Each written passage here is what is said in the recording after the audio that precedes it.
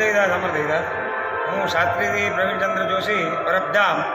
અત્યારે આજે અષાઢી બીજનો આ મહાપર્વ મેળાનું સંપૂર્ણ રીતે ભવ્ય આયોજન થઈને આજે મેળો છૂટો મૂક્યો છે બાપુએ. અને પરબની આ જે પરંપરા છે એ પરંપરાને જાળવીને સમાધિઓનું પૂજન સવારે પૂજી બાપુએ પોતાની હાથે નિશાનનું પૂજન કર્યું, યજ્ઞ યાગ બધું સંપન્ન કર્યું.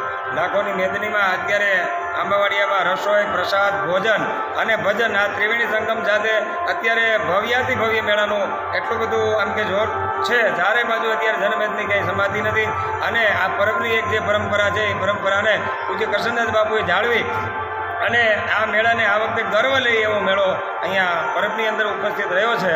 અને બહુ સુંદર રીતે સુવ્યવસ્થા, સારી રીતે જન સમુદાયે પણ પોતાનો સપોર્ટ આપીને સનાતન ધર્મના જય જયકાર સાથે પરબના પીરની જે ખાસ કરીને અષાઢી બીજનું મહત્વ અને ખાસ કરીને આ પરબની જે પરંપરા દેવીદાસ બાપુ અને અમરમાના વખતથી હાલે છે એ પરંપરાને લઈને અત્યારે આ સનાતન ધર્મના ઉજળા નામને બોળું આપી અને આજે આ પર્વ એટલો બધો સુંદર રીતે ઉજવાઈ રહ્યો છે. મા અમરમાં દેવીદાસ બાપુ, જસાપીર, વરદાનપીર, શરણોમાં સાદલપીર, અમરીમાં કર્મપીર, દાનવપીર, આ 9 એની સમાધિ. પછી અહીંયા આંબાવાડિયામાં અનેક પ્રકારના 1 થી 5 નંબરના રસોડા, આ બાજુ પણ બહુ સુંદર રીતે વ્યવસ્થા કરી છે બાપુએ પ્રસાદની.